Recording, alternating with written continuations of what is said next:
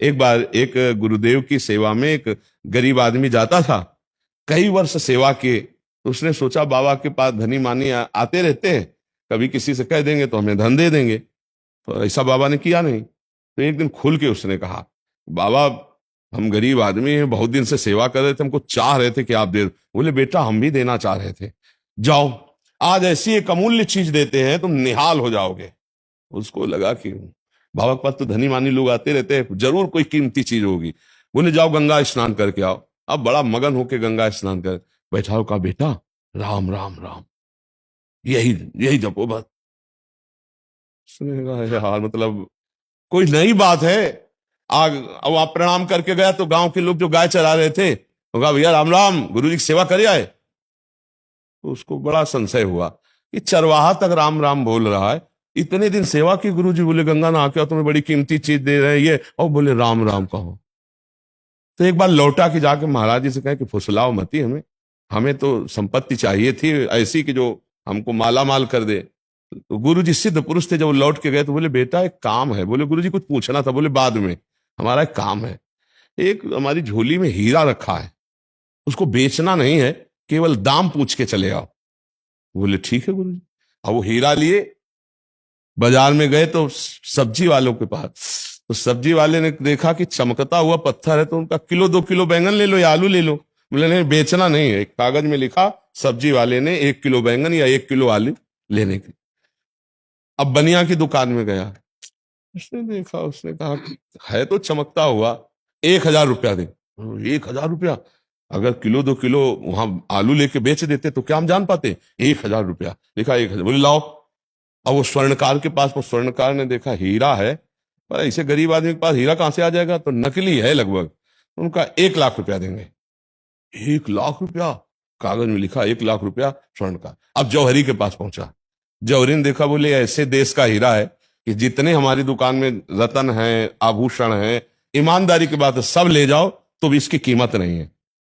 जौहरी ने कहा ये एक अलौकिक देश का हीरा। अब संत के अरे लिया। बोले गुरु जी ये तो बहुत कीमती है।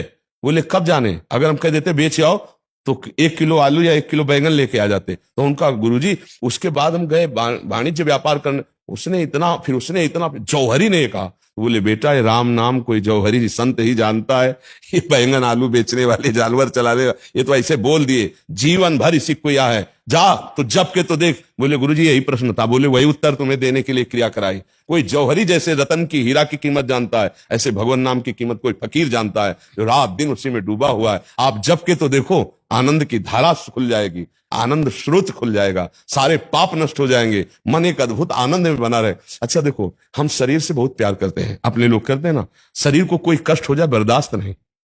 नाम प्रभु का एक अपार मस्ती देता है। जो शरीर बहुत प्राण प्रिय है वो पुराने कपड़े की तरह लगने लगता है नाम जब से, इसका कोई महत्व नहीं रह जाता। इसलिए हम सबसे प्रार्थना करते हैं, दुख चिंता शोक भय और मृत्यु पर विजय प्राप्त कराने में समर्थ है कलिकाल में कोई साधन, तो भगवान नाम समर्थ है, दूसरा कोई नहीं। खूब नाम जप करो और लूट लो, ये संपत्ति है। जाना है यार भैया, आज नहीं तो कल जाना है, और बड़े धोखे में जाना है। हमारे लिए कोई विमान आने वाला नहीं, ध्यान रखना। ऐसे ऐसे आचरण, ऐसे ऐसे कर्म करते हो कि पिटते हुए जाओगे नरक। इसलिए राधा राधा जप लो, नाम जप लो। यदि 100-200 नाम भी है तुम्हारे पास, काम हो जाएगा। यमराज का दिमाग काम नहीं करेगा। मान लो पूरे रजिस्टर में पाप ही पाप है और लिखा है कि इसने 100 बार लिया राधा राधा। अब 100 बार राधा नाम का फल क्या होगा? वो महाभागवत है, जानते हैं, महाभागवतों में गणना धर्मराज जी के, वो भगवत प्राप्ति करा देंगे। और कलयुग का ऐसा प्रभाव है, ऐसा पाखंड फैला, ऐसा दंभ नाटक फैला है कि नाम की तरफ प्रेरणा नहीं हो रही, मन नहीं लग रहा। लोग बिल्कुल बेकूफी को स्वीकार कर रहे हैं, बेकूफी को, खुला बेकूफी हो रही और उसको स्वीकार कर रहे हैं और खुली बात कह रहे हैं। भगवान कह रहे हैं कि तुम जैसा कर्म करोगे तुमको वैसा फल मिलेगा। सामने अर्जुन से बात कर रहे हैं, तुम ऐसे ऐसे कर्म करो, ऐसे ना करो।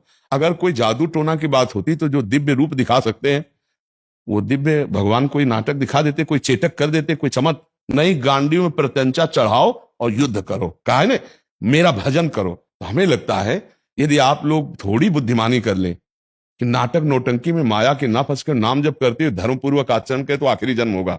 हमारे भगवान बड़े कृपालु हैं, भगवत प्राप्ति बहुत सरल है। बिल्कुल कठिन नहीं है। जो दिमाग में डाला जाता है कि भगवत प्राप्ति बहुत कठिन है, बिल्कुल कठिन नहीं। हाँ, कठिन है गंदे आचरणों से हट पाना, इसीलिए भगवत प्राप्ति कठिन कही जा सकती। आप शराब मत पियो, मांस मत खाओ, पराई माता बहनों की तरफ गंदी दृष्टि मत करो, और राधा राधा जपो। अगर इस लोक में आनंद न मिले तो हमें बताना, परलोक की तो बात जाने दो, वहां तो आनंद ही आनंद मिलेगा, ये लोक भी आनंदमय हो जाएगा। हम आप अपना उदाहरण इसीलिए देते हैं कि भयानक कष्ट की स्थिति में भी एक आनंद बना रहता है, एक अद्भुत तृप्ति रहती है, एक शांति रहती है, वो नाम के बल से। अभी ना मृत्यु का डर है और न जीने की लालसा है, जैसे प्रभु चलाओ ऐसे चल रहे। इसलिए सबसे प्रार्थना है, नाम जप करो, गंदे आचरण कभी भूल कर मत करो, माता पिता को भगवान समझो, राष्ट्र की सेवा भगवान की सेवा समझो, बढ़िया जीवन आनंदमय हो जाए।